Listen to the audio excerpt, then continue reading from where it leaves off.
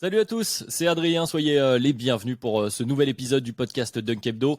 On continue notre jeu des chaises musicales pour nos previews NBA en 75 questions cette année, puisque donc je reprends le fauteuil de présentateur pour que votre éminence, celui qui échange directement par mail avec les NBA, puisse répondre sans se soucier du timing du jour. On parle bien sûr de Ben.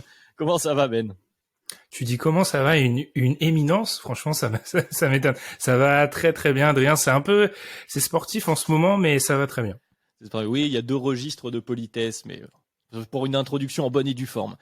Et notre troisième intervenant du jour, lui, il ne bouge pas de son poste, il est bien installé à la tourelle de char d'assaut de Dunk Hebdo. Qui d'autre que Madiane? Comment tu vas, Madiane?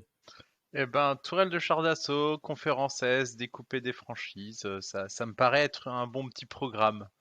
Effectivement, changement de conférence aujourd'hui, puisque on a maintenant fait le tour de la conférence Ouest. Place à la conférence plus clémente pour ceux qui se couchent après les matchs depuis l'Europe, depuis la France. Mais avant de rentrer dans le vif du sujet, le rappel traditionnel bien sûr, n'hésitez pas à nous retrouver sur toutes vos plateformes de podcast préférées, sur YouTube, sur les réseaux sociaux, Twitter principalement, et surtout la nouveauté de cette saison, Dunk Hebdo qui est donc partenaire de la NBA, du NBA League Pass. Vous pouvez retrouver le lien sur nos réseaux sociaux, dans la description sur YouTube, pour vous abonner donc via Dunk Hebdo et montrer à la NBA qu'en France, on est quand même quelques-uns à sacrifier de notre sommeil pour voir des grands Kings Magic ou encore les joutes pour les playoffs de la conférence Est dont on va probablement parler aujourd'hui. Mais avant d'en parler, autre tradition, celle de la pause. Et on se retrouve donc dans un instant pour attaquer cette preview de la conférence Est pour la saison NBA 2021-2022.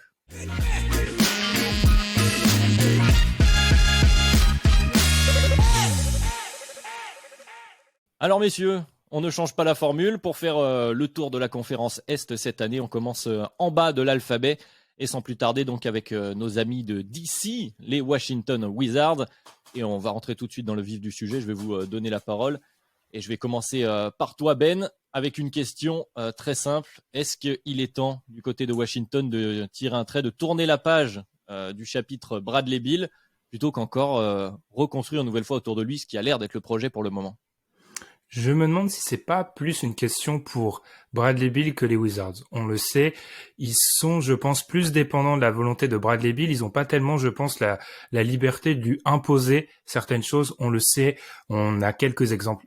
Même en ce moment, les superstars NBA ont beaucoup de pouvoir, certains diraient trop, ils ont beaucoup de pouvoir, donc quand tu as un joueur qu'on classe nous, par exemple, dans le DH20, dans les 20 meilleurs joueurs de la NBA, tu ne peux pas vraiment l'écarter ou en tout cas le forcer à demander son trade parce que ça serait se tirer une balle dans le pied pour la suite. Je pense que pour les Wizards, l'objectif, c'est plutôt de savoir si Bradley Beal va s'inscrire dans le futur ou pas. Il est en fin de contrat à la fin de la saison, il a une option en 2022-2023. La question, c'est plutôt de savoir est-ce qu'il va activer son option et est-ce qu'on peut compter sur lui dans les prochaines années.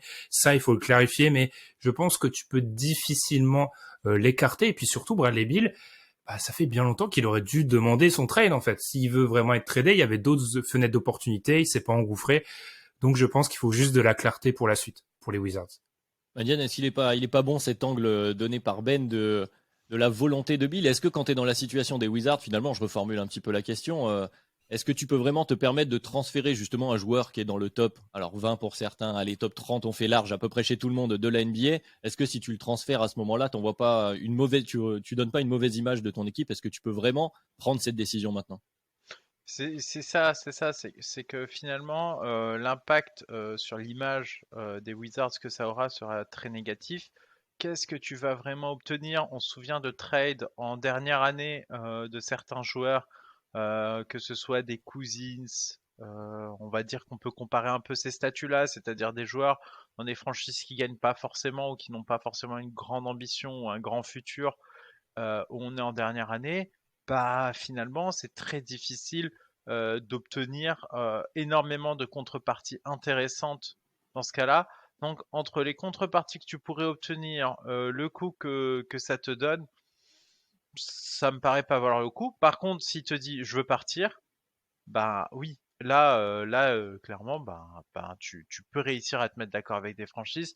Il y a du matériel, on l'abordera, mais le roster des Wizards n'est pas horrible entre guillemets. Ils ont récupéré pas mal de bons joueurs de saison régulière.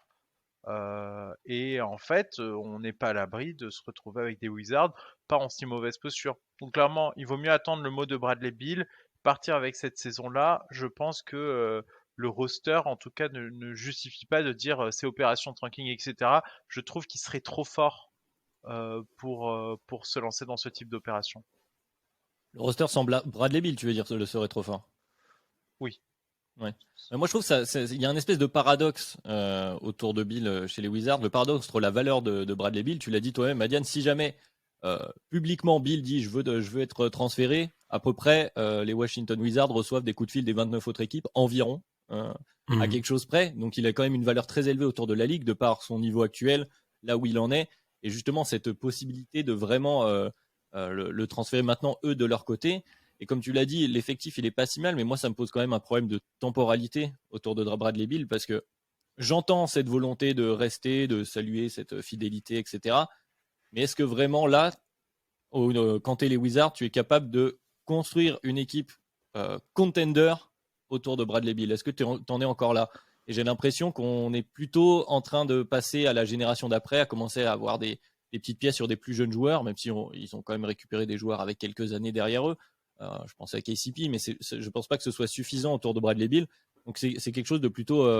Il y a une espèce de paradoxe. On est un peu coincé entre le cul entre deux chaises, comme on dit en bon français, du côté des Wizards. Puis surtout par rapport à Bradley Beal, tu l'as dit, c'est le meilleur joueur NBA actuellement sur lequel il y a une interrogation.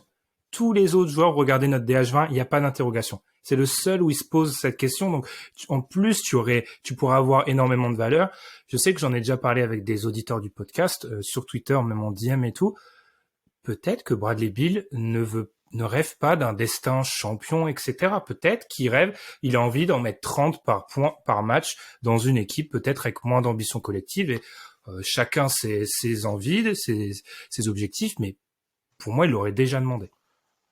Ouais, probablement. Et puis il y a des questions. Moi, je me pose la question de sa dernière prolongation où prolongation avec un an où il n'était plus tradable suite à cette prolongation. Pendant un an, il ne pouvait plus être tradé.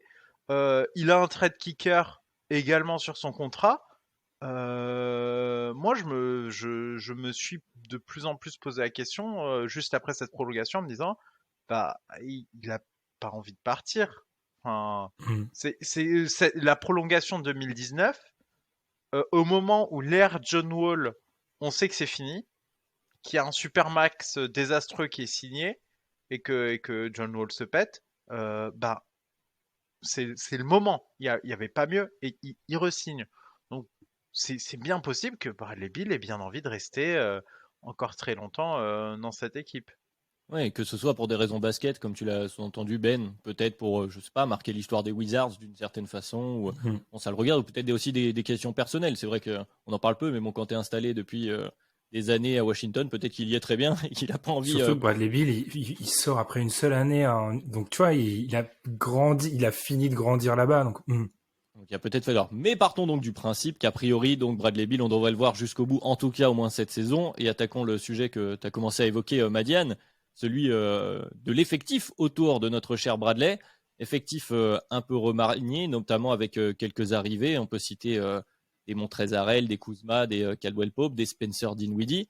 Et la question qu'on va se poser, c'est celle de l'aile, notamment du côté des Wizards, puisqu'a priori le backcourt devrait être celui de Dinwiddie et Beal. Ça semble à peu près gravé dans le marbre. Qui on met à côté de ces deux-là? Donc au poste de pivot, a priori, ce serait encore une nouvelle fois Daniel Gafford. C'est surtout les deux postes 3 et 4 qui posent question, avec toute cette liste autour de Kyle Kuzma, de Bertans, d'Avdija, de Hachimura, qui n'est toujours pas là, donc pour différentes raisons, on va en parler, j'imagine. Qu'est-ce qu'on fait? Du coup, je vais commencer par toi, Madiane, cette fois-ci. Qu'est-ce qu'on fait à l'aile du côté des Wizards? Avec qui on commence? Qui termine les matchs? Peut-être que ce serait différent. Oui, il y a des choses différentes. Pour moi, Montrezarel, c'est une sortie de banc parce qu'il est habitué à apporter son énergie, à aller bully en milieu de premier quart-temps, début de deuxième, tous les bancs adverses. En plus, dans la conférence S, ça peut vraiment Ça peut vraiment faire mal ce type de joueur. Moi, je pense qu'il faut absolument pas changer ce qui a fait sa force en saison régulière. Il faut le sortir du banc. Donc pour moi, parmi cette liste, c'était le premier joueur, j'ai rayé. Ensuite, Kyle Kuzma, moi je pense aussi que ce ne sera pas un titulaire pour des questions de fit avec Dinwiddie, Bill. En fait, je pense que j'ai besoin de profils un peu plus costaud défensivement sur les ailes. Et ça m'a pas l'air de bien fitter avec ça. Et donc pour moi, ce sera écarté parce qu'il y a des questions d'équilibre et qu'il n'est pas assez fort offensivement. Et dans ce cas, là derrière, il y a deux choix. C'est soit on est en full blast et dans ce cas, faudrait aligner un Bertans, mais par contre, bonjour les dégâts derrière, ça peut être un parti pris. Ou bien, selon le retour d'Hachimura, est-ce qu'il peut jouer ou quoi? Pour moi, Hachimura, s'il peut jouer et s'il se sent bien dans sa tête pour jouer, ou je sais pas quels sont ses problèmes actuellement, pour moi, c'est le lock. Donc moi, j'arrive à locker finalement Hachimura s'il est dispo. Et après, KCP, ça fait vraiment trop petit pour moi. Et finalement, je pense que l'option qu'ils prendront, ce serait une option 100% offensive. Et du coup, il se peut que ça finisse en Hachimura Bertans finalement sur les ailes en acceptant de prendre la sauce défensivement. Je crois que Madiane a posé la question. Qu'est-ce que tu fais, Ben, toi, du côté des Wizards? Tu veux marquer plus de Euh, points ou tu essaies d'équilibrer? Je suis d'accord avec Hachimura. Moi, je laisse Kuzma. Kuzma, il a déjà commencé quelques matchs de pré-saison. Et puis surtout, si tu mets... en fait, il va se poser un problème. Si on parle pas du 5 de départ, mais des remplaçants, sur le banc, t'as Thomas Bryant, qui a un bon intérieur, mais qui défend pas. Vraisemblablement, j'ai jamais réussi à dire. HD va probablement être sur le banc où il va essayer de porter la gonfle. Donc là, il y a une question qui se pose vis-à-vis du banc. Est-ce que tu rajoutes Bertans sur le banc pour te dire qu'en gros, ton banc va full attaque, ou alors est-ce que tu mets ce déséquilibre sur le 5 de départ? Je pars avec Kuzma. Je pars aussi du principe que Kuzma est celui qui a le plus de valeur potentiellement en trade. Tom aime bien le dire, c'est un roster à trade. Donc Kuzma, Hachimura, Gafford, Bill, Dinwiddie. Par contre, moi, je me pose beaucoup de questions autour de KCP parce que je vois difficilement. Enfin, oui, il aura un apport évidemment. C'est un joueur d'expérience. J'ai du mal à le voir finir la saison là-bas. Je sais pas pourquoi, mais quand je lis le roster, je me dis qu'il peut partir. KCP, il me titille pas mal parce que je trouve que ce sera un joueur assez intéressant pour un contender pour qu'il y ait un trade qui part. Mais après, faut voir parce que les gros contenders de cette année sont tellement bloqués que ce sera pas forcément possible. Donc il faudra attendre le développement de la saison. Mais moi, je trouve que KCP sera pas exploité au potentiel maximum qu'il pourrait avoir dans un effectif. Et du coup, ça le rend très facilement échangeable. Ah, je suis globalement d'accord avec ce que vous avez dit, notamment sur le lock Hachimura quand il pourra jouer. Il y a juste une chose, moi, qui me pose question dans cet effectif, c'est celui du partage de la balle. Tu as beaucoup de joueurs qui aiment beaucoup avoir le ballon. Donc Dinwiddie, Bill, Kuzma aussi dans une certaine mesure, Avdia en second créateur, mais quand même, Montrezarel quand il va être sur le terrain. Et du coup, effectivement, des profils comme KCP ou Hachimura, bon, Daniel Gafford en pivot, de fin de chaîne quand même, ont une certaine valeur. La question, c'est qu'est-ce que tu veux faire du côté des Wizards? Quelle est ton ambition autour de Bradley Beal? On rejoint un peu la question précédente sur est-ce que à mi-saison ou au tiers de la saison, les Wizards se disent on peut faire un run pour le play-in, ou est-ce que bon bah comme vous l'avez dit, on est un roster à trade et c'est le moment d'aller voir les contenders avec quelques joueurs qui ont une certaine valeur en leur disant bah écoutez, vous pouvez récupérer ça si vous voulez contre des assets pour le futur. Pour moi, c'est là toute la question autour de l'effectif des Wizards. Mais en tout cas, ils ont des options intéressantes, mais c'est moi j'avoue qu'à chaque fois que je les regarde, j'ai du mal à bien comprendre comment ça pourra s'emboîter dans la rotation parce que notamment sur le banc, bah si tu gardes Thomas Bryant, ben du coup derrière sur tes ailes tu mets Harrell avec Bertans, c'est bizarre. En fait, à chaque fois que que je fais des combinaisons, je regarde et je me dis ça matche pas ensemble, mais je sais pas quoi faire. Donc c'est un roster, enfin en tout cas sur les ailes ils ont des profils atypiques et en fait ils ont pas vraiment de gros profils défensifs et on sait que c'est très prisé dans la ligue, c'est pas étonnant qu'ils en aient pas du coup, mais ça va leur porter préjudice. Et donc, je pense que la meilleure option pour eux, c'est effectivement de partir 100% sur l'offensive, comme ils l'ont fait finalement l'an dernier, en se disant on n'a pas le matériel pour aller stopper les gars en face, donc on va essayer de planter plus de points. Eh bien, la parole est à Wes Unseld Jr. pour trouver les bonnes combinaisons dans cet effectif des Wizards. Je pense on a à peu près fait le tour de cette question, et puis on a d'autres équipes à évoquer, donc on va enchaîner et on va changer de pays, puisque ça y est, les Raptors vont pouvoir rentrer à la maison, fini la Floride, retour du côté de Toronto pour ces Raptors, les Raptors qui sont aussi dans une drôle de période où on se pose cette question, la première question que je vais te poser à toi Ben, on va continuer d'alterner. Encore une fois, ça ressemble aux questions posées pour les Wizards. Qu'est-ce qu'on fait? Est-ce qu'on reconstruit? Est-ce qu'on a encore confiance en nos jeunes joueurs qu'on a essayé de mettre en avant post-titre, en Siakam, en Van Vliet, en OG Anunoby? Qu'est-ce qu'on fait à Toronto? Je ne pense pas à Toronto qu'on soit arrivé au moment où il faut tout exploser. D'abord parce que les joueurs que tu as cités, les Siakam, les Van Vliet, les OG Et Anunoby Gary aussi, Trent aussi d'ailleurs. Gary Trent également, tous ces joueurs que tu as cités sont minimum en contrat jusqu'à 2023-2024. Donc c'est pas le moment de les lâcher. Tu l'as dit, l'année dernière, ils ont joué à Tampa Bay. On sait que il y a quand même un côté culturel du côté de Toronto avec un avantage du terrain qui est réel, une faculté à jouer à domicile qui est réelle. Et puis là, franchement, Tom aime bien insister. Je fais que citer Tom. Aime bien insister sur les joueurs parlent souvent dans leurs émissions des habitudes. Et j'imagine que quand tu changes de pays, quand tu es dans une autre ville, tes habitudes sont totalement chamboulées. Donc pour moi, la saison dernière, c'est un petit peu à mettre entre parenthèses. C'est une saison qui est aussi marquée par beaucoup de rumeurs autour de Kyle Lowry, qui était un monument de la franchise. Donc, repartons sur des basses scènes avec maintenant que des joueurs du jeune groupe, hein, parce que Siakam c'est 27 ans, Van Vliet c'est 27 ans, 24 pour Oji, qui, vous l'avez vu sur la conversation d'Unkebdo, j'annonce très très fort cette année, et 22 pour un 22 pour un Gary Trent. Donc tu as certes Goran Dragic, mais pour moi c'est le moment d'évaluer ce que tu as dans ton effectif et tu prends les décisions l'année prochaine. Est-ce qu'on en est là aussi, Madiane? C'est cette année, l'année d'évaluation. L'année dernière, comme l'a dit Ben, c'était la dernière année, le jubilé Kyle Lowry. Bon, avec un contexte un peu particulier. Est-ce que c'est vraiment cette année qu'on va évaluer quels joueurs on va garder, ceux qui s'inscrivent dans notre projet à moyen terme? Tout à fait. Non, non, clairement, pour moi, ça va être le cas.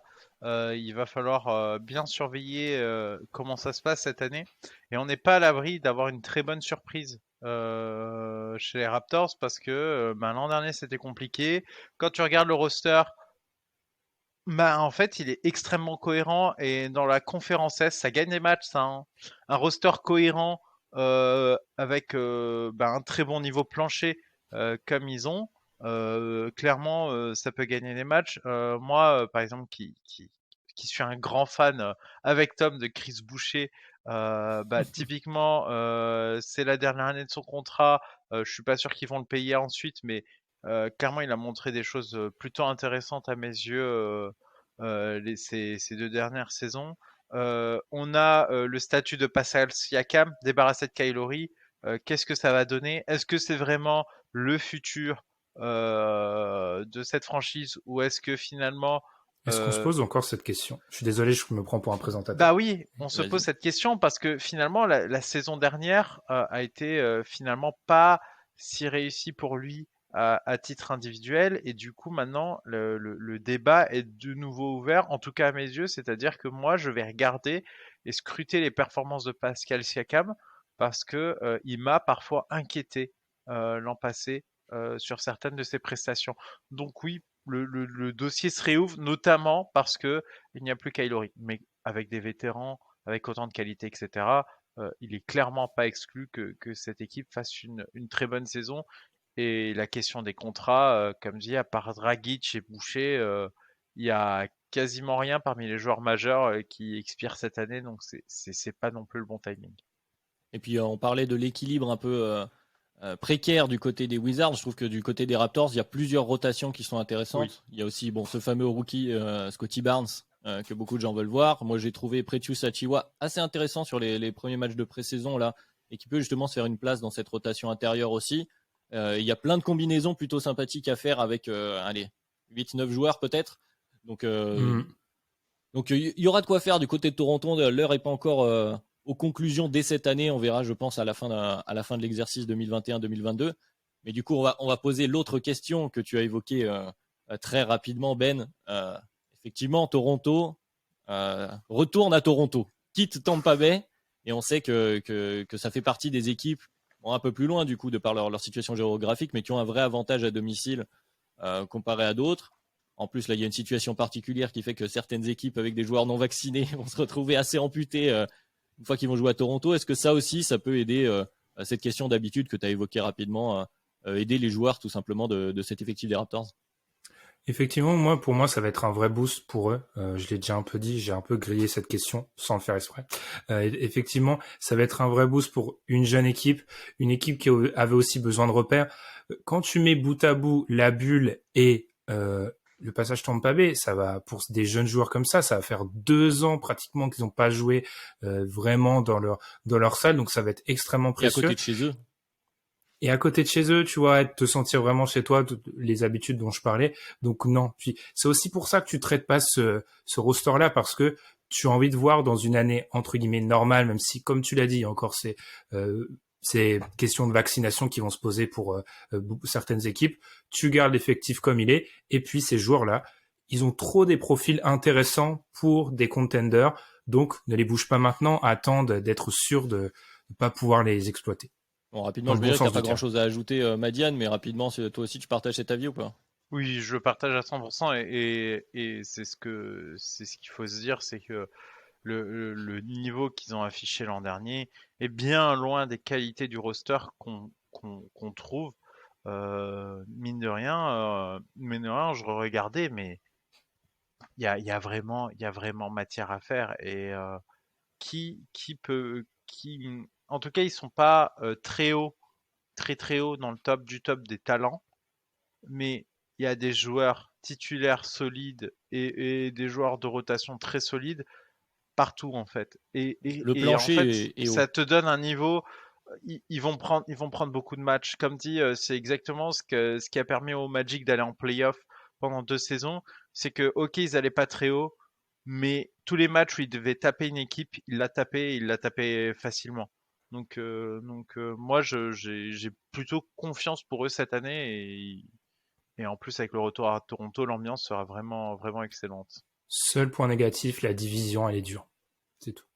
C'est vrai. Mais de toute façon, on tirera les conclusions du coup à la fin de cette saison Le du reste de la côté des conférence, Raptors. c'est facile. On va y venir au reste de la conférence. On va continuer, Madiane, justement avec une équipe heureuse, j'ai envie de dire. En tout cas, qu'un certain Ilias du podcast Dunk Hebdo était très heureux à l'issue de la loterie de cette année. On parle bien sûr des Detroit Pistons qui, ça y est, mettent tous leurs espoirs sur les épaules d'un certain rookie, Cade Cunningham, donc numéro 1 de la draft. Mais il y a d'autres choses dans cet effectif. Il n'y a pas que ce cher Cade Cunningham sur qui beaucoup de gens ont quelques certitudes. On verra, on va pouvoir profiter de tout ça cette saison. Mais la première question qu'on se pose, et je vais te la poser à toi, Madiane, cette fois-ci, on continue d'alterner. Elle est signée de Tom, évidemment, je suis obligé de le citer, puisque c'est une question autour de ce cher Isaiah Stewart. Qui peut poser cette question à part Tom? C'est pour ça, j'étais obligé de le dire. Est-ce qu'Isaiah Stewart, donc Tom, Madiane, du coup, peut-il s'imposer donc comme un pivot, le pivot du futur pour cette saison?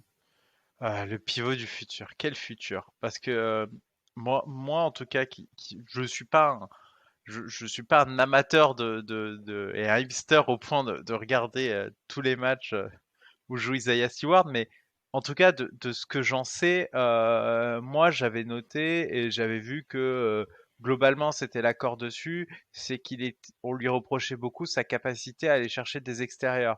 Donc pour moi, quand tu me parles d'un pivot, que tu me dis le futur et qu'il y a une difficulté à switcher, euh, ça me paraît dur.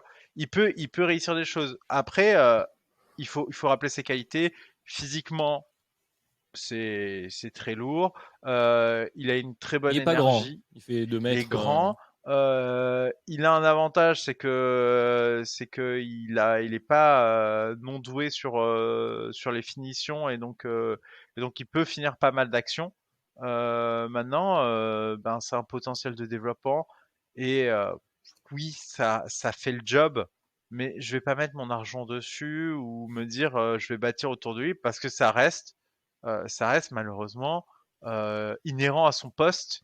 Son poste n'est pas là où je vais me focaliser. Donc que ce soit lui ou un vétéran au minimum, finalement, est-ce que j'aurai une plus-value qui justifie un gros investissement dans le futur en disant on compte sur toi, etc.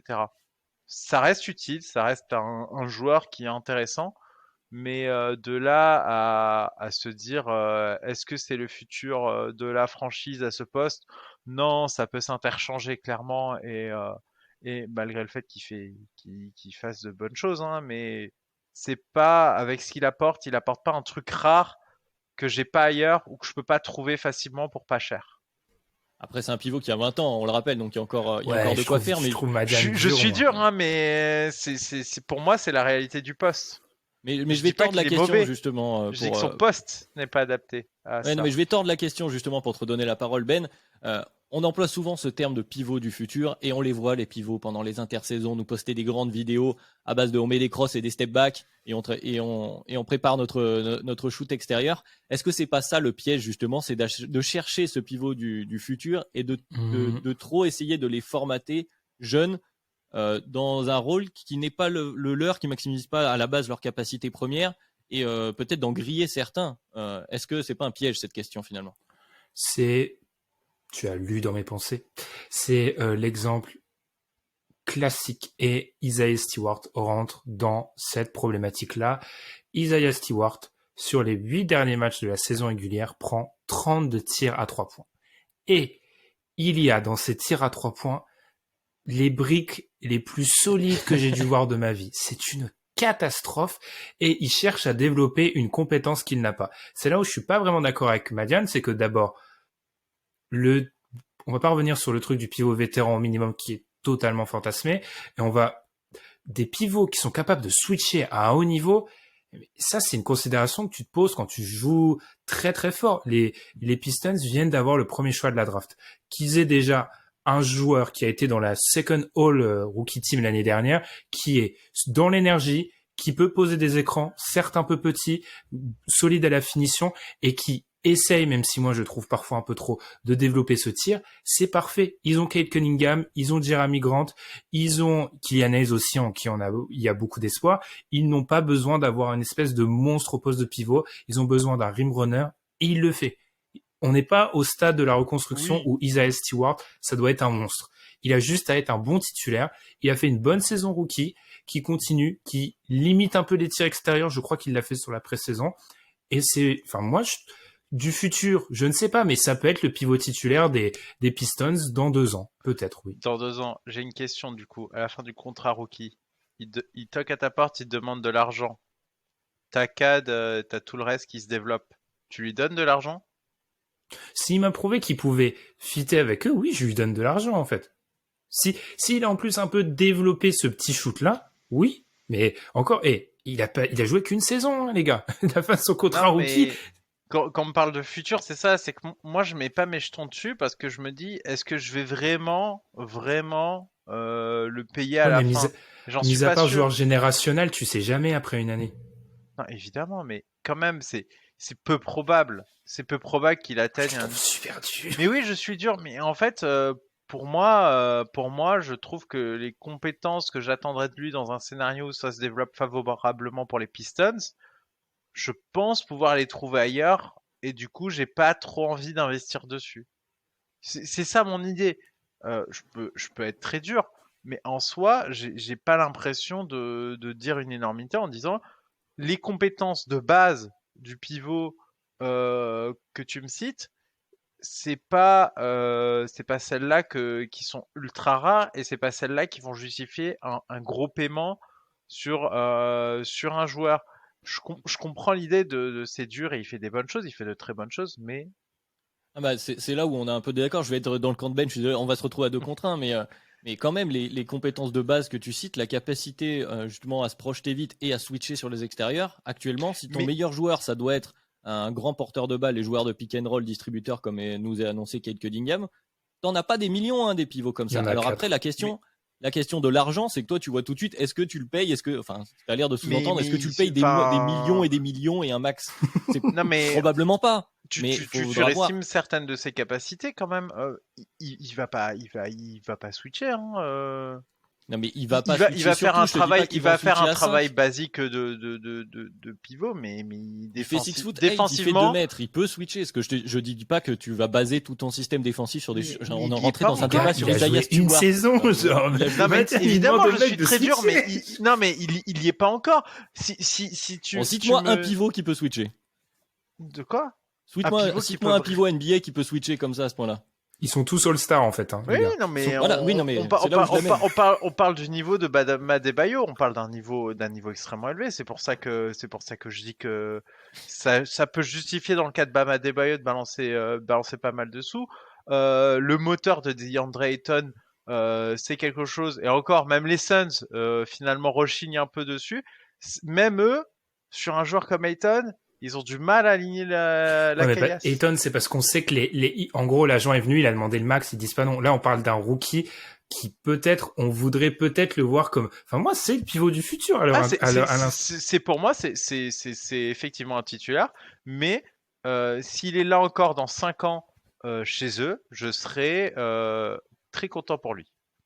Très bien, ça fera la conclusion parce qu'on va pas faire un débat de 3 quarts d'heure sur Isaiah Stewart. Mais on y arrive, c'est ça qui est dingue. Mais du coup, voilà, je présente mes excuses à Tom parce qu'on s'est un peu moqué de cette question autour d'Isaiah Stewart, mais preuve en est qu'elle est intéressante, qu'elle est pas inintéressante du côté des Pistons. C'est très triste pour nous, ce qu'on arrive à s'écharper sur Isaiah Stewart. Mais en tout cas, c'est une bonne nouvelle pour les supporters des Pistons, ça veut dire qu'il n'y a pas que Cade Cunningham à regarder cette saison. Et rapidement, on avait une deuxième question, on va quand même la poser. On va essayer de faire plus court. Jerami Grant, est-ce que c'est un Pistons à la fin de l'exercice 2021-2022? Alors, il lui reste 2 ans de contrat. Je pense qu'il ira pas au bout de son contrat. Il a trop de valeur et l'effectif a pas des grandes ambitions. La question, c'est est-ce que cette année, il sortira? Je pense vraiment que ça dépendra du niveau affiché par les jeunes, notamment Cade Cunningham. Peut-être pas. Il finit pas son contrat sûr. Est-ce qu'il vous l'échanger à la trade deadline de 2023? Probablement. Mais il a montré trop de choses. À voir aussi s'il va vouloir, parce que je rappelle que c'est un joueur qui a souhaité avoir un rôle plus important. Est-ce qu'il sera prêt à être tradé pour un rôle un peu moins important? Mais je dirais non, mais il lui restera que 6 mois après. Diane, est-ce que tu vois les contenders probablement aller chercher Jerami Grant parce que c'est sûrement l'idée? Je partage l'avis de Ben et je pense que la chasse ne sera pas assez intense pour justifier un tel move. Sans une demande express du joueur. Ça c'est pareil, c'est qu'est-ce que tu peux obtenir à travers ça et je suis pas sûr que tout le monde soit prêt à mettre des paquets de billets dessus. On voit bien que tout le monde parle plus de Bill, même si l'utilité de Jerami Grant, à mon avis, pourrait faire du bien à pas mal de monde, mais son contrat fait que ça fit pas forcément. Moi en tout cas, ce qui est sûr, c'est que il y a de très fortes chances qu'on ne le voit pas jouer les 20 derniers matchs de la saison avec un maillot des Pistons, qu'il soit tradé ou non. Oui, probablement, parce que c'est ça. Moi, c'est la question qui me pose aussi, c'est que Jerami Grant, qui voulait du coup un autre rôle, qu'il a eu, qui a montré qu'il était capable d'être très bon. Bon là, cette année, en plus, tu l'as dit, Ben, en plus de Killian Hayes, qui est un porteur de balle, t'as Cade Cunningham qui est arrivé, qui a priori devrait concentrer l'attaque des Pistons. Alors peut-être pas au point de faire un héliocentrisme total dès la saison 1, mais quand même, on a l'air de se diriger vers ce profil de joueur-là. Donc finalement, est-ce que Jerami Grant se retrouverait pas une fois en situation qui lui plaît pas non plus, qui ne correspond pas au projet de jeu des Pistons? À partir de là, ils pourraient se séparer tous les deux d'un commun accord. La question, c'est cette année, à quel moment? On verra bien, réponse en cours de saison. Mais on a fait déjà assez long sur les Pistons grâce à Isaiah Stewart qu'on salue une nouvelle fois. Donc on va enchaîner sur l'équipe d'après. Une équipe habituée du milieu de tableau de la conférence Est qu'on retrouve chaque année plus ou moins au même endroit, qui sont les Indiana Pacers. Les Indiana Pacers qui ont fait un grand changement, c'est celui du côté du banc, mais on en parlera d'ici quelques instants. D'abord, on va se poser la question d'actualité autour d'un certain Ben Simmons, évidemment, et les Pacers font partie des équipes citées dans les rumeurs de transfert avec quelques pièces intéressantes. Je vais tourner la question autrement, puis c'est pour toi du coup Madiane, cette fois-ci, est-ce que c'est une bonne idée du côté des Pacers? Est-ce qu'ils doivent aller chercher Ben Simmons?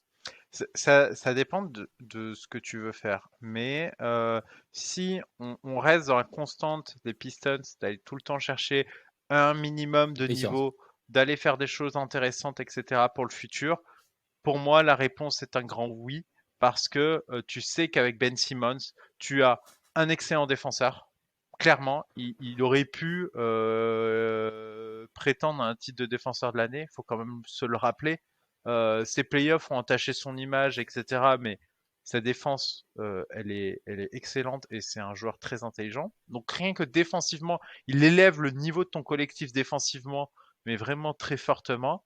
Et ensuite, offensivement, il tire la balle, il organise le jeu. Dans un setting de saison régulière, il va te faire gagner beaucoup de matchs.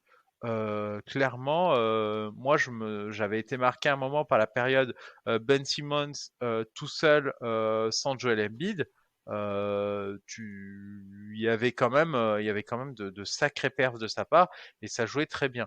Donc moi, si tu me dis mon objectif c'est d'aller en playoff chaque année, Ben Simmons, ça coche beaucoup, beaucoup, beaucoup de cases. Et je trouve que dans le roster qu'ils ont, euh, ça deviendrait finalement le meilleur joueur parce que il n'y a pas non plus d'énormes joueurs là-bas.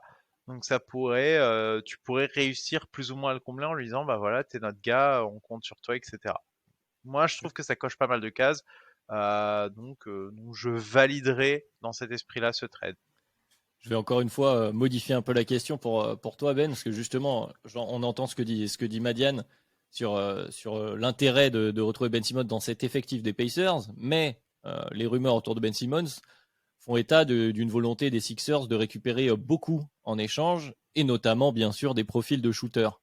Donc la question, ce serait dans quel état serait le reste de l'effectif des Pacers à l'arrivée de Ben Simmons? Est-ce que ça se justifie de se retrouver avec Ben Simmons aux Pacers sans leur shooter ou leur Malcolm Brogdon, Caris LeVert, je ne sais pas qui y aurait dans... Et donc Ben Simmons avec Miles Turner et Domantas Sabonis. Est-ce que ça fait sens d'aller dans cette direction? Les Pacers, ils font souvent des moves que NBA Twitter France va qualifier de bons coups ou les coups malins. Et effectivement, ça, ce genre d'échange ne serait pas considéré comme un bon coup. C'est vrai qu'il faudrait lâcher beaucoup et on sait qu'il y a une gestion de père de famille du côté d'Indiana qui est clairement assumée où on tente des paris bien souvent sur des joueurs qui ont on en avait parlé ça à l'époque du trade de James Harden où ils avaient récupéré Caris LeVert. Ils ont une approche qui vise à tenter des coups, par exemple, sur des joueurs qui ont subi des blessures. Caris LeVert en est un des exemples. Donc, ça serait handicaper ton effectif. Là où, et c'est une récurrente dans ce podcast, je suis pas d'accord avec Madiane. Je suis d'accord avec tout le développement, sauf que, bah non. Parce que c'est quoi le vrai problème des Pacers en ce moment? C'est de pas passer un tour de playoff et les problèmes de Ben Simmons se concrétisent en playoff. Pour moi, Ben Simmons, Ah oui? c'est un joueur qui doit être dans une équipe qui est dans si tu le trades et si effectivement tu veux lui donner une part importante dans l'équipe où il arrive, il doit arriver dans une des 5 pires équipes de la conférence, que ce soit Ouest, et il va réussir à l'élever vers le play-in, voire quelque chose d'autre, idéalement. Ce n'est pas le cas d'Indiana, qui est une équipe qui est proche play-in, playoff. Donc là où il y a un fit très intéressant avec un Miles Turner, moins avec un Sabonis, parce que Miles Turner est le pivot, je pense, qu'imaginait Diane quand on parlait peut-être de Isaiah Stewart. Je pense pas que ça soit l'idée du siècle pour Indiana. C'est peut-être un potentiel superstar, mais si ton objectif c'est vraiment peut-être de passer l'étape suivante, ça ne sera pas avec Ben Simmons. Alors, Je le crains. en fait, moi, je voyais ça. Alors, je suis d'accord avec ton désaccord. En fait, mais on n'a pas la même vision. Moi, je voyais dans une vision moyen-long terme, si j'ai envie d'assurer ça sur un plus long cours, parce que j'ai besoin d'un petit renouvellement et que je sens que bah il y a plus Oladipo, que bon bah Caris LeVert, on sait pas trop encore son état, que c'est un pari, mais que tu sais pas ce que ça va donner et que tu es quand même très borderline. Et si tu as envie de sécuriser ton spot en playoff, Ben Simmons coche cette case de je sécurise ce spot et je le sécurise tant qu'il est là. Évidemment, après pour les playoffs, ça risque d'être très très très très compliqué. Pour moi, le débat n'est pas là. Si tu as envie de sécuriser le spot en playoff, essayer de choper Ben Simmons, ça me paraît une bonne idée.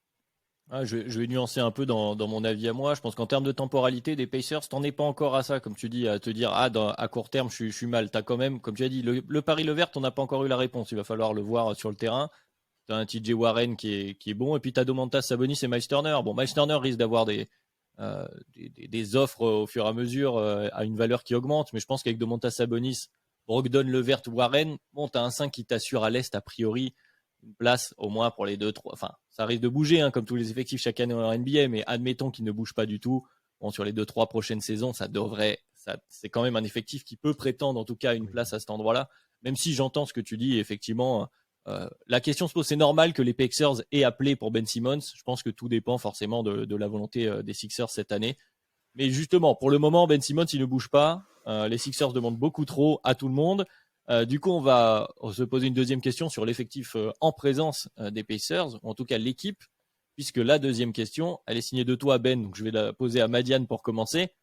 À quel point ce changement de coach peut avoir une vraie influence, l'arrivée donc de Rick Carlisle du côté du banc des Pacers?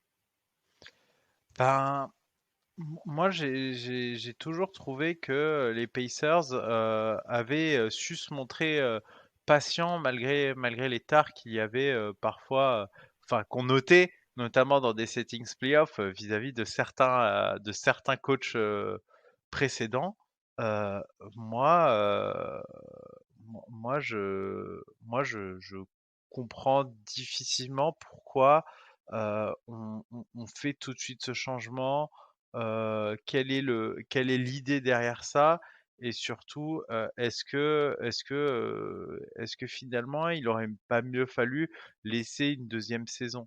J'avoue que je suis un peu interloqué par le fait que ça change directement, sachant il y en a d'autres que un certain Nate McMillan qui a fait un bon boulot, mais qui a montré des grosses limites, peut-être à un moment où ils auraient peut-être espéré un peu plus, avait montré des défauts terribles et on l'avait laissé quand même tranquillement partir bien plus tard. Donc moi j'aurais laissé une deuxième saison parce que c'était particulier l'an dernier. C'était pas non plus cataclysmique. Il y avait pas Caris Levert. Il y a le gros trade au milieu de la saison. Je trouve que il y avait pas matière à s'impatienter. Mais j'avais dit pareil pour un certain Lloyd Pierce du côté d'Atlanta. Et finalement, j'ai eu tort. Son limogeage a été une excellente nouvelle pour la franchise. Mais moi, j'ai une tendance à vouloir rester patient vis-à-vis de certains coachs. Très bien, tu remarqueras l'habilité, Ben, de Manian et la mienne de ne pas citer le nom de l'ancien coach des C'est Pacers. donc à moi, c'est donc sur moi que ça retombe. Et effectivement, parce que du coup, D'accord. tu nous demandais si on surestimait pas, pour être précis, parce que j'ai tordu un peu la question, l'influence de ce fameux départ. Donc je t'en prie, Ben. Le départ de Nate Bjorgen. J'ai beaucoup Oh, plus de Ah, facilité bien joué, bien sur. joué. Merci, merci. Euh, En fait, sur le sportif, je suis d'accord avec Madiam, mais c'est juste que Nate Bjorgen, c'était Kim Jong-il, en fait, dans la gestion. C'est pour ça qu'en fait, il a tous les rapports qu'on a eu vis-à-vis du départ d'assistants qui sont très respectés, vis-à-vis de la gestion par rapport aux joueurs je sais pas, d'une autorité martiale, c'est ça qui a précipité sa perte. Moi, du coup, j'avais la sensation qu'on surestimait peut-être, même s'il y a il y a un rapport, l'influence de la négativité hors terrain sur l'impact terrain. L'année dernière, les Pacers sont 14e attaque, 14e défense. Alors certes, leur défense était assez particulière. C'était une défense qui concédait très très peu de tirs à 3 points, mais qui était parfois un peu fébrile, en particularité quand il n'y avait pas Miles Turner dans la peinture. Un peu le problème avec Sabonis souvent. Je pense qu'ils vont être mieux coachés avec Rick Carlisle, mais je pense pas que le potentiel que l'on offre à ces Pacers-là, avec peut-être un effectif en meilleure santé, n'oublions pas que Warren, on n'a toujours pas de nouvelles au moment où on parle. Certes, il y aura un meilleur coach, mais je pense pas que ça va lui offrir un push de 3 places, voire 2 à l'Est, en fait. ouais, Je pense pas. je pense pas que ce soit l'objectif non plus. Tu l'as dit, c'est vrai que la raison principale du changement de coach, c'était la perte d'influence sur le vestiaire. Et je pense que c'est ça l'idée d'aller chercher un Rick Carlisle qui a une image, une assise, voilà, ou qui fait que qu'il est respecté par la plupart des joueurs Ouais. NBA dans cet effectif où tu peux avoir quelques têtes brûlées. Moi, en fait, ça me dérange parce que dans ce qui était relaté sur les histoires du vestiaire des Pacers, ce qui était dit notamment, c'était qu'il était ouvert à la discussion, aux critiques et qu'il semblait pas non plus être si fermé que ça et prêt à reconnaître certaines erreurs. Et Et t'as lu son revue, sa déclat de presse, parce que c'est l'inverse, en fait, qu'ils ont. c'était pas, bah, moi, c'était l'article de ESPN sur le sujet que j'avais lu et il avait été bien signalé qu'il semblait ouvert à cette critique. Alors peut-être que ça vient, peut-être qu'il a un très bon agent qui permet de rédiger certains contrats, mais je ne suis pas dans le secret du vestiaire.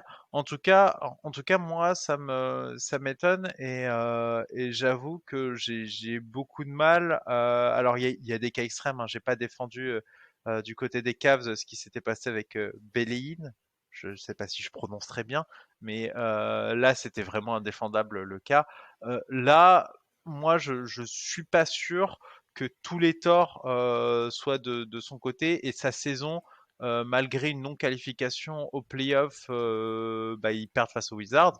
Bah ouais, mais les circonstances, les trades, Ouais, mais etc. peu J'ai importe, pas trouvé Madiane. qu'il était Peu mauvais. importe, Madiane. Les circonstances, à qui est la faute, sur qui elle est à mettre, c'est que ça n'allait plus. Des deux côtés, ils étaient à peu près d'accord et il fallait en changer. Mhm. Donc ils changent pour un coach qui semble plus fité. Là, après, on aura la réponse d'ici quelques semaines, quelques mois peut-être du côté des Pacers.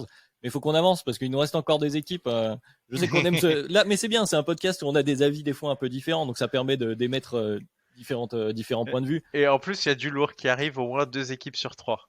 Oui, parce que là, Ah, mais du coup, si on fait autant de minutes sur les équipes moins hype, là, Et eh ben non, c'est hype les on va savoir ça Pacers. tout de suite parce que là, on va aller tout en haut de la hype ou en tout cas Ah. des pronostics avec nos amis de Brooklyn, ces fameux Nets qui sont parmi les favoris bien sûr de cette saison 2021-2022.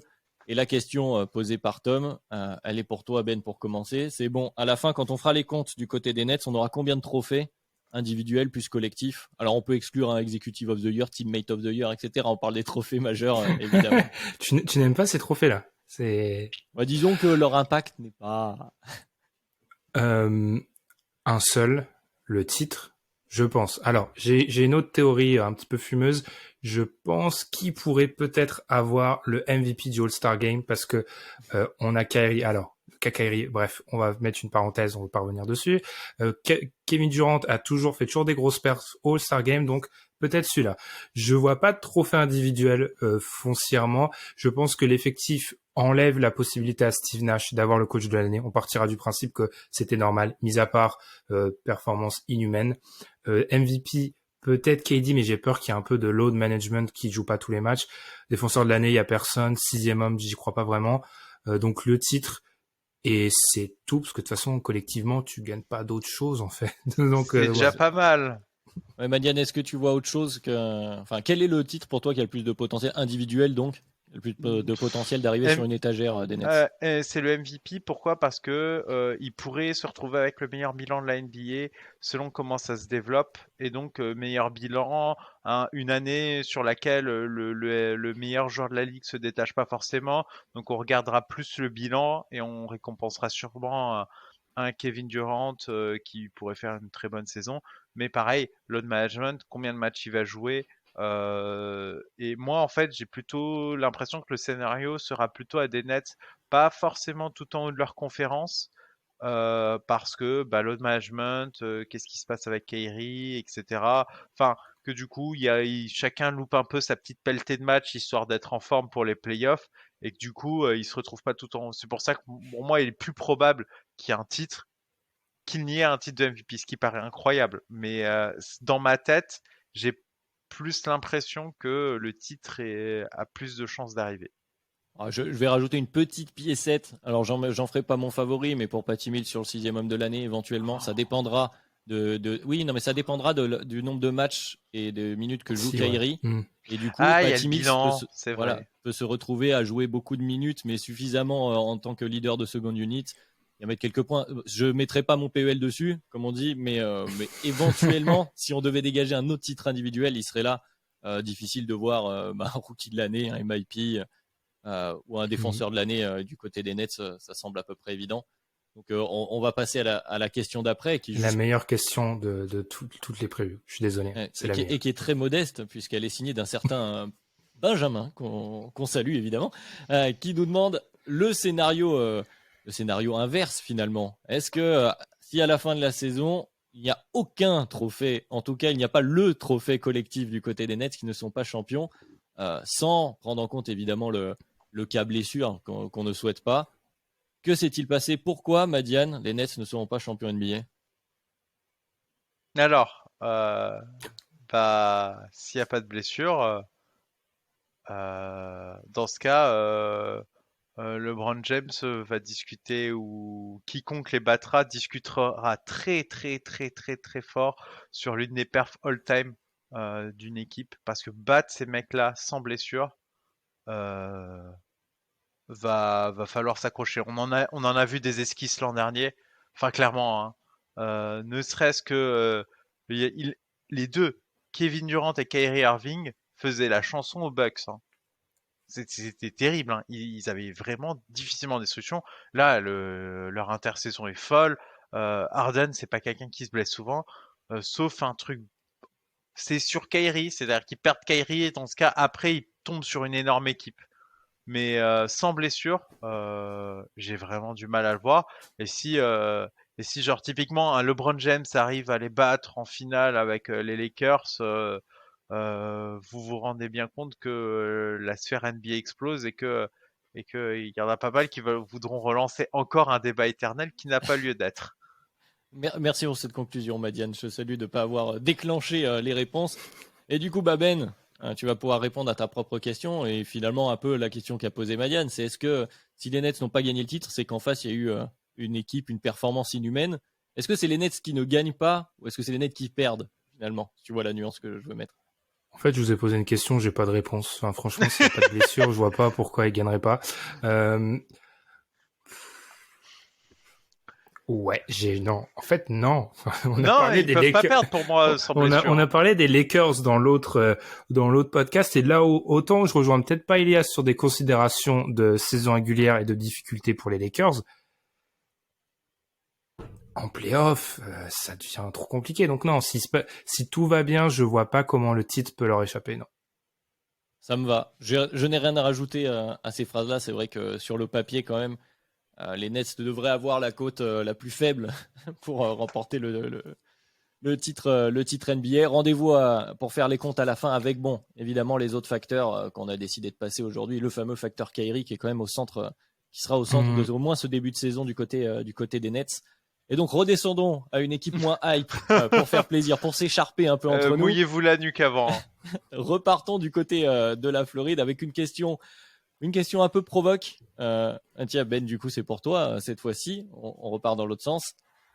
Est-ce qu'on va regarder plus de 5 matchs du Orlando Magic, Ben?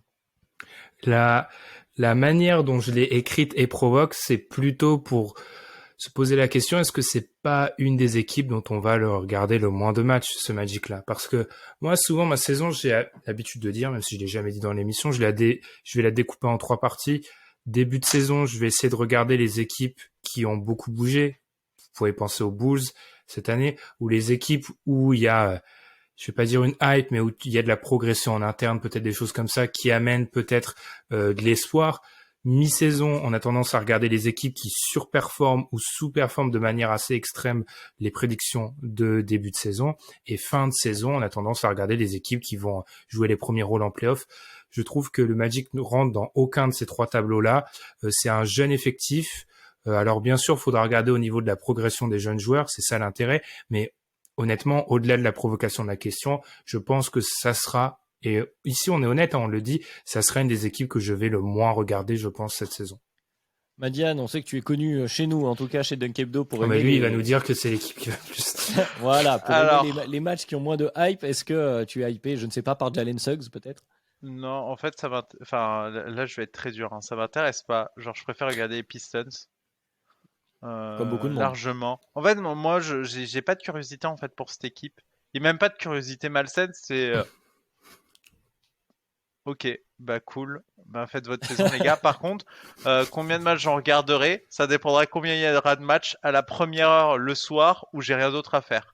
C'est tout bête, hein.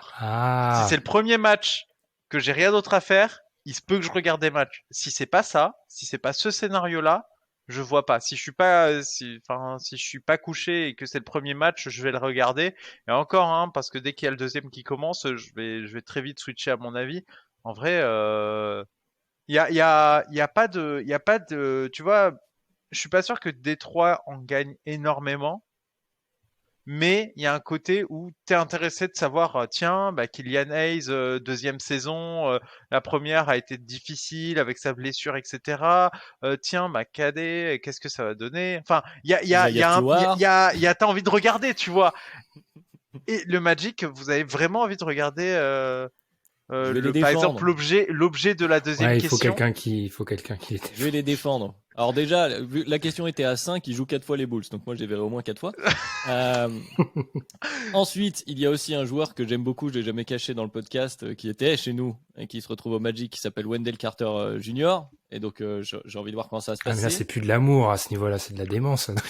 Non, mais c'est des joueurs, c'est comme souvent quand il y a un jeune joueur qui est dans ton équipe et que tu y places quelques espoirs, tu as envie de savoir comment ça va évoluer, notamment avec le changement de contexte. C'est aussi le cas pour un Lauri Markkanen, par exemple, où je vais un peu regarder ce qui se passe. Alors peut-être pas religieusement de quoi regarder tous les matchs du Magic, c'est pas ce que je suis en train de dire, mais si l'opposition me semble intéressante, peut-être que je resterai un peu dessus. Ensuite, voilà, ils ont quand même drafté top 4. Ça peut être intéressant au fur et à mesure de la saison. Et puis il y a toujours cet éternel Markel Fultz que moi j'aime beaucoup, mais qui malheureusement semble ne pas en voir le bout. Il aime les parias, en fait, Adrien. Alors, je vais le dire, hein, je pense que ça s'entend parfois quand je reparle. Enfin, j'en ai parfois un peu d'émotion. C'est Markel Fultz, ça me fait trop mal. Encore une Comme à fois, beaucoup hein. de monde. Ça me fait trop mal et j'adore ce joueur. Mais là, sans déconner, enfin le Oui, non, roster. mais c'est pas l'équipe la plus hype. C'est pour donner un son de cloche, Oui. pour donner un peu d'espoir. Il y a sûrement des supporters du Magic qui nous Non, écoutent. mais Il faut quand le même joueur pas les le plus déprimer. intéressant à regarder, c'est peut-être Jonathan Isaac de retour de blessure. Et qu'est-ce que ça peut faire? Il y a la deuxième question. Je vais vous lancer là-dessus parce que celle-là, elle peut amener des gens à regarder. Parce que Les fans du Magic nous ont déjà quittés, Adrien. Mais vas-y, quand même. mais c'est pas grave, on va le faire quand même. On va parler de C'est ce poste de encore pire pivot. que quand Elfrid Payton était meneur titulaire. Parce qu'il n'y a pas que Wendell Carter, je décide d'ignorer cette remarque. Il n'y a pas que Wendell Carter au poste de pivot, il y a un autre joueur qui avait aussi beaucoup d'espoir de par son profil, pendant que Ben est en train de décéder, pour ceux qui nous voient sur YouTube, à l'évocation d'Elfrid Payton. Il y a un autre pivot qui, jeune, on plaçait beaucoup d'espoir sur lui de par son profil, mais qui a aussi un peu déçu. Mais certains ont gardé quand même un peu d'espoir.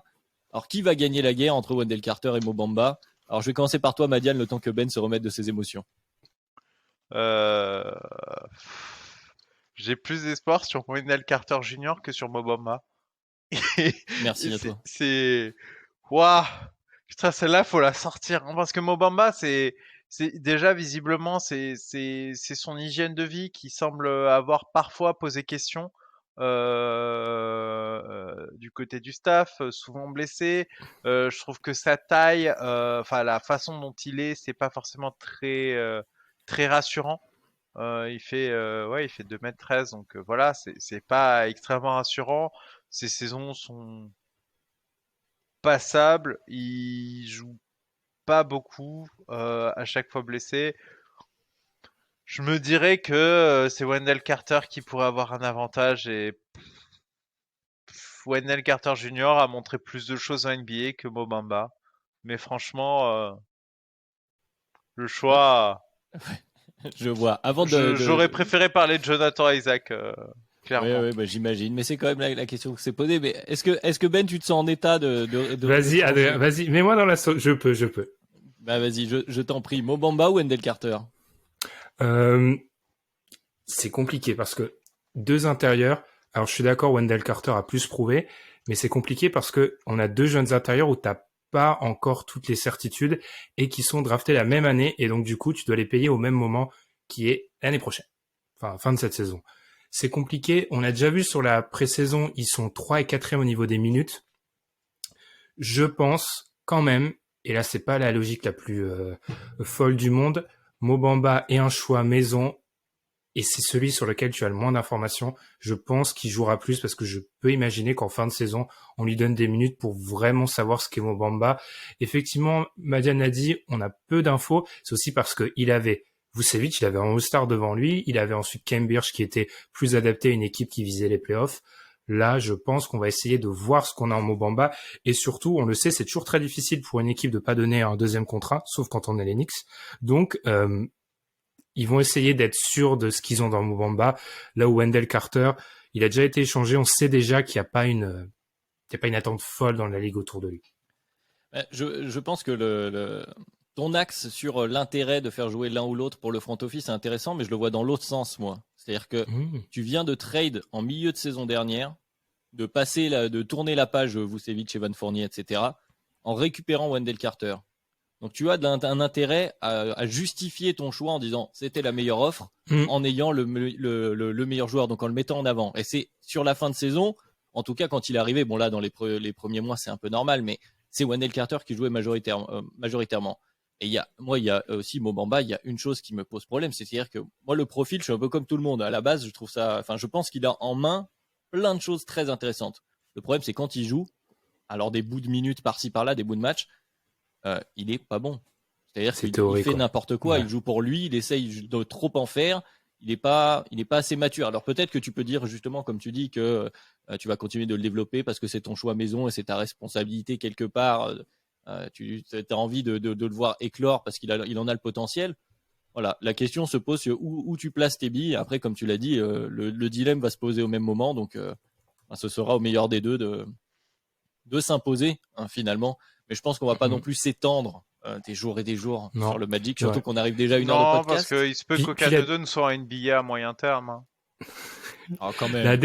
La dernière chose, peut-être juste, je vais vérifier pendant qu'on enregistre, c'est le régime est arrivé en 2017, John Hammond, c'est son deuxième choix. 2018 ouais. Mo Bamba. Donc tu sais, les premiers choix c'est un petit peu c'est très précieux, donc peut-être qu'il y aura cette volonté là. C'est peut-être cet aspect sentimental. En tout cas, voilà, bon, on aura peut-être plus d'intérêt au fur et à mesure de la saison. Peut-être que le Magic surprendra ses fans, on leur souhaite en tout cas, malgré.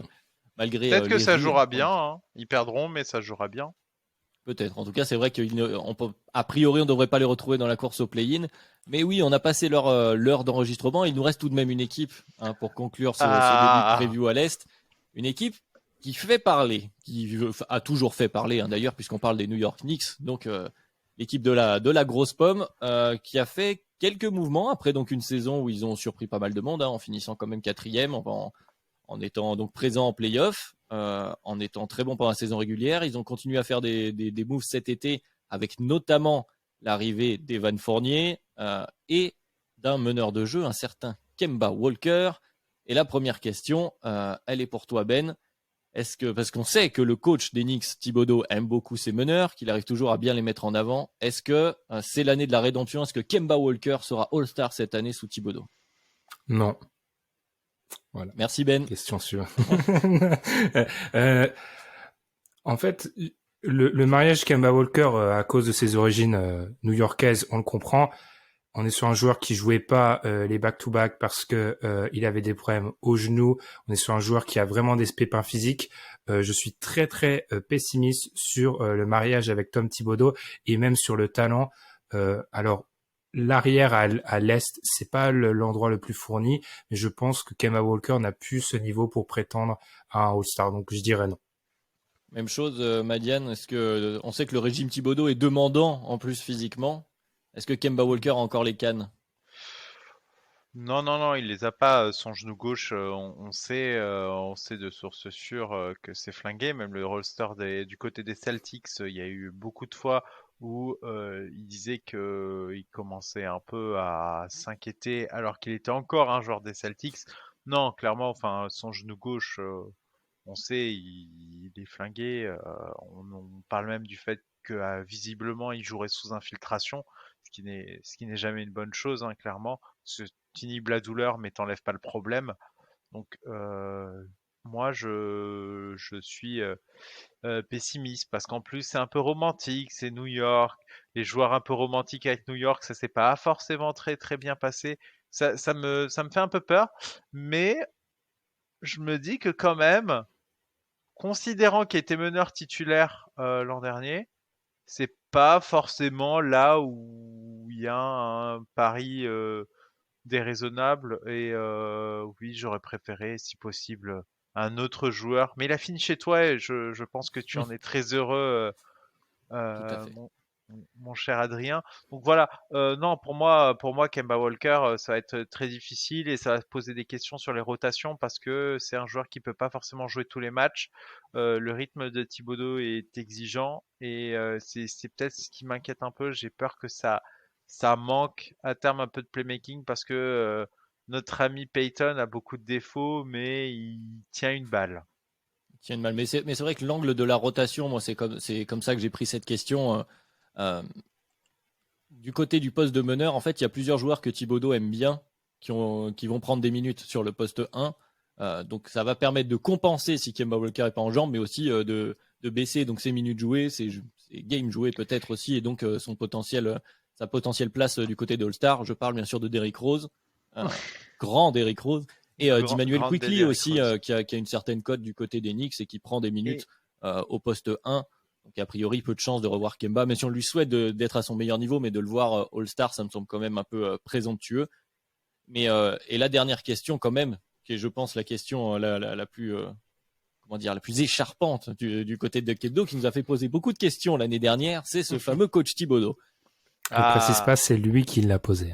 Tout Je à dis fait. juste. Et oui, parce que Thibodeau, qui est quand même cher aux fans des Bulls dont je fais partie, mais qui a réussi donc avec son fameux effet Thibodeau, difficilement explicable parfois, à ramener les Knicks dans le top 4 de la conférence Est. On en avait parlé dans le podcast durant la saison, on pensait que ça allait finir par baisser, notamment leurs énormes performances défensives, qui semblaient être dues plus un à une manque de forme de réussite. chance, une forme de réussite, voilà, ou de manque de réussite des adversaires qu'à leur qualité défensive. Finalement, ils ont quand même fini top 4. Bon, il y a eu quand même un coup d'arrêt assez fort en playoff. Est-ce que cette année, ils vont pouvoir réitérer cette performance avec les quelques ajouts, ou est-ce que finalement, c'était pas une anomalie et Thibodeau est suffisamment bon pour tirer de cet effectif d'Enix encore une bonne défense? Madiane, je te pose la question en premier lieu. Je pense que top 4, ça va être très difficile. Il y a quand même le retour de beaucoup de gros bras. Euh, mais, je nuance, le niveau plancher de cette équipe, il sera pas nul. Ok, Randall fait pas de bons playoffs, mais pendant toute la saison régulière, il a été extrêmement bon. Un Evan Fournier à qui on va demander, je pense, au vu des paris qui ont été pris sur le poste de meneur, d'avoir la balle. C'est un très bon starter NBA et il faut pas sous-estimer ce joueur. Clairement, c'est un très bon joueur NBA. Évidemment, il n'est pas All-Star, mais je trouve que voilà. On a quand même eu des bonnes re-signatures aussi. Moi, je trouve que c'est un roster qui jouera plus border du coup playoff. Mais sauf accident industriel, je sais qu'ils joueront au minimum 1 à 2 matchs de play-in minimum et plus si affinité. Qu'est-ce qu'on en J'ai pense? du mal à les voir en dessous de ça. Ouais. Qu'est-ce qu'on en pense, toi, Ben, de ces Knicks? Est-ce que finalement, est-ce que leur problème numéro un, c'est pas que les autres équipes de l'Est se sont améliorées ou ont retrouvé un niveau supérieur plus que ce que les Knicks ont pu proposer? Il y a une amélioration, je suis d'accord. Puis la question, elle est c'est un peu difficile d'y répondre parce que ils sont, l'année dernière, c'est une anomalie. Je reste persuadé que c'est une anomalie, mais l'effectif est meilleur. Kemba Walker, Evan Fournier, l'effectif est meilleur cette année, en fait. Donc, je pense que ils vont naturellement prendre un petit coup au niveau du classement qui va être amplifié par des équipes meilleures, mais ils devraient, je rejoins Madiane, au bout de plus d'une heure de podcast, ils devraient, je pense, arriver à accrocher le play-in au minimum. Alors les méthodes de Thibodeau, on en est fan ou pas, mais le fait est que sur des saisons régulières, ça permet de tirer le mieux, le plus que tu as de l'effectif, et peut-être que ça va pas être positif pour un Kemba Walker un peu fragile, mais je pense que l'effectif se tiendra, donc on devrait les voir jouer à minima le play-in, je pense, parce que Vous vous souvenez des 1 heure de podcast qu'on vient de faire là? Il y a eu des équipes quand même un petit peu en difficulté dont on a parlé. Et probablement plus en difficulté bien sûr que nous, mais je te rejoins, Thibaudot. Alors l'effet Thibaudot on essaye d'en trouver sur des statistiques, etc. Parfois c'est peut-être un peu exagéré, je suis d'accord. Enfin, de toute façon, on faisait à peu près tous le même constat. Hein. Ça semble être une anomalie cette saison dernière. On verra si on a raison ou tort, mais en tout cas, Thibaudot tire toujours le maximum, je sais pas, mais en tout cas arrive à faire de ces équipes de saison régulière qui gagnent un maximum de matchs. Alors, avec des effets secondaires plus ou moins importants sur certains joueurs, mais en l'occurrence, effectivement, je pense quand même qu'on devrait les revoir, en tout cas au moins à la lutte pour la deuxième partie de tableau d'accès aux playoffs du côté de l'Est. Et enfin, du coup, on est arrivé au bout de notre première partie où on a déjà. La façon dont tu l'as dit, j'ai cru qu'il y avait une autre équipe que j'avais pas vue. Non, tout va bien. Puis on a bien avancé. Il y en aura plus la semaine prochaine, enfin dans le prochain podcast, dans la prochaine preview, puisqu'on a fait 7 équipes à l'Est et il en reste 8. Donc ce sera d'ici quelques jours, bien sûr, sur toutes les plateformes de podcast. Comme d'habitude, hein, vous retrouvez Dunk Hebdo. On vous remercie de nous suivre toujours plus nombreux. Même chose, on est avec vous sur Twitter. Sur les réseaux sociaux, on échange avec vous, avec nos magnifiques community managers qui font toujours un très joli travail. Et je vous conseille de suivre aussi sur les réseaux sociaux pour participer à certaines choses, n'est-ce pas Ben? Vous êtes resté jusqu'au bout. On a parlé du Magic. Vous devez donc avoir l'exclu international. On va vous faire gagner un maillot. Allez, on a parlé de beaucoup d'équipes en difficulté. On va vous faire gagner un maillot des Nets. Donc, il faudra suivre Twitter, il faudra retweeter, follower, si ce n'est pas fait. Franchement, si c'est pas fait, c'est de la mauvaise volonté, ce qu'on dit à chaque épisode. Donc, retweeter, follower Dunk Hebdo pour gagner un maillot des Nets dans les prochains jours. Exactement, donc voilà, on va continuer de vous faire de jolis cadeaux grâce à ce fameux partenariat avec la NBA. On vous rappelle aussi de cliquer sur le lien du League Pass. Si vous ne l'avez pas encore pris, abonnez-vous via notre lien, ça nous aidera beaucoup et on vous remercie évidemment de votre fidélité. On se donne rendez-vous donc, comme je le disais, d'ici quelques jours pour la suite de la conférence Est avec d'autres équipes. On va encore une nouvelle fois peut-être s'écharper. Réponse d'ici quelques jours. Pour le autour moment, d'un vous souhaite... pivot obscur. je te laisse la responsabilité de cette réflexion, Madiane. En tout cas, on se retrouve d'ici quelques jours. Merci d'avoir été avec nous. Merci beaucoup, les gars. Merci à Adrien. toi. Et puis, à la prochaine. Salut. Salut.